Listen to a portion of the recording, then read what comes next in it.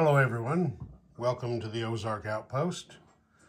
This is Operation Red Cloud, and this is going to be a correction video for Germany's turn 11.1. What I did, if you remember, there was a British light carrier with a fighter here in C-Zone A6. I sent 2 fighters and 2 tactical bombers from Western Germany out to attack the fighter and light carrier, and I destroyed both. Then I brought 2 heavy air transports along this route for an airborne invasion of Iceland. Well, I have since found out that this apparently is not allowed. I'm told that the rules treat what I did with aircraft as a screening force and a continuing force, essentially. What I've been told is that it's perfectly legal to send the planes out to shoot down the fighter and sink the light carrier, but then I'm told the air transport can only go one more space. So I need to make a correction to that.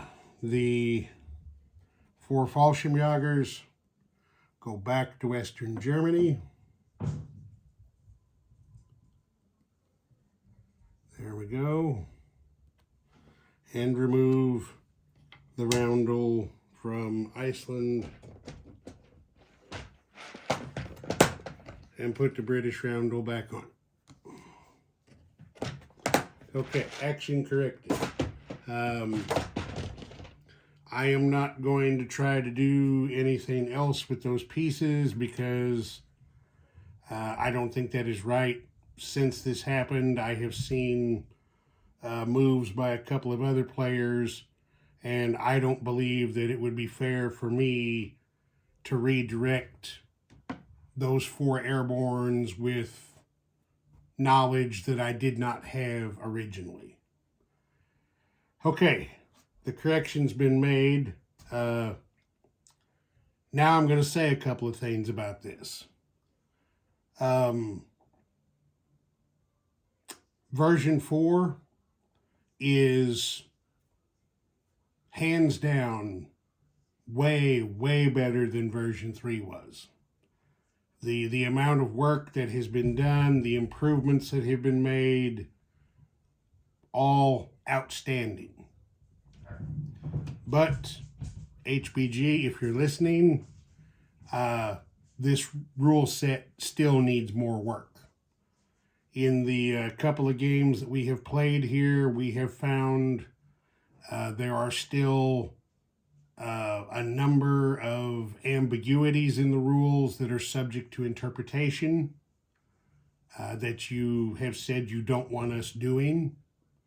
Well, if you don't want us to interpret the rules, then the rules need to be clear-cut, not vague, which we have found quite a few vagaries. But the thing that has really irritated me are the omissions from the rule book that we are being told are rules. Now, if you make the rules whatever you want them to be, I don't care. But put it in the rule book so that everybody knows what's going on. You know, we're playing a game here, trying to develop and execute strategies, and in the middle of the game, we're finding out, oh yeah, there are rules that exist that you don't know about that negate the strategy that you're trying to follow. The 2 biggest examples that I really think need to be addressed by the designers and cleared up. One, when the Molotov-Ribbentrop Pact went into effect.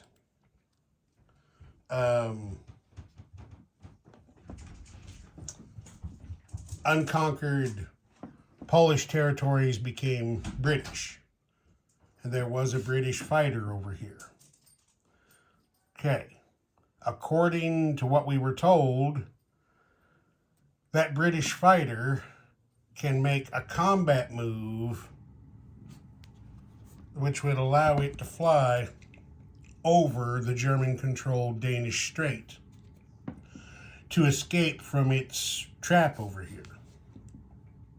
And in effect, it made a combat move without any combat action whatsoever. That's the way you want to have it? Fine. I don't care. But put it in the rule book. Put a statement in there that says the act of flying over an enemy-controlled state is a combat, or strait is a combat move. You put that in the rules, everybody knows what's going on. There are no surprises. The other thing involves this thing that I just corrected.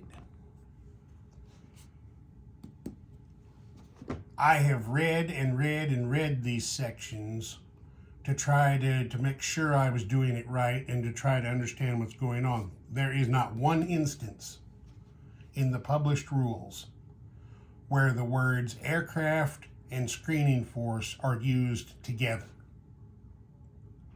There is not one instance where the words aircraft and continuing force are used together. Yet we're being told that's how this was treated.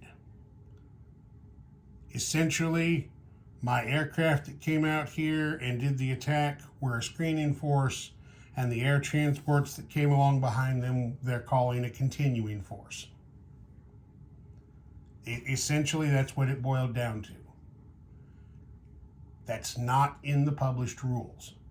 Aircraft and ships are not the same thing.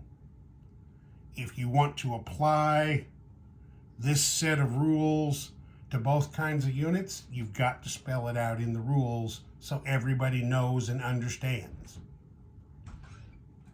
That wasn't the case here. I planned out a move, got everything ready, and then I find out after the fact that it's not legal because the information wasn't publicly available. I mean, Global War Enthusiast has done an outstanding job of answering our questions and providing clarifications. But, you know, as in this case and the case with the British fighter in Poland, we're finding out that some of the answers he's providing just simply are not in the rule book. This was a huge problem with version 3.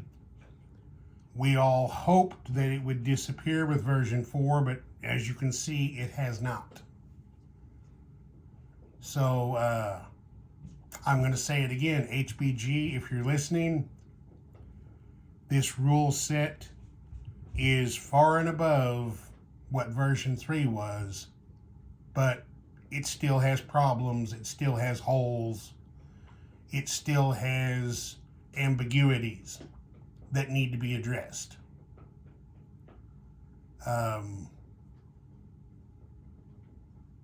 It has to be. This is the 4th version of this particular game. I really don't think we should still be having to deal with these same issues that revolve around a set of rules that are not crystal clear. It's been said by more than one designer, you don't want us to interpret the rules. Okay, if you don't want us doing that, then take away the gray areas. If you don't want players interpreting, you cannot have gray areas. Your rule set has to be black and white. All right, that's the end of my little mini rant on that subject. So, the airborne invasion of Iceland is canceled. It did not happen. The airborne are back in Western Germany. Ozark Outpost. Over and out.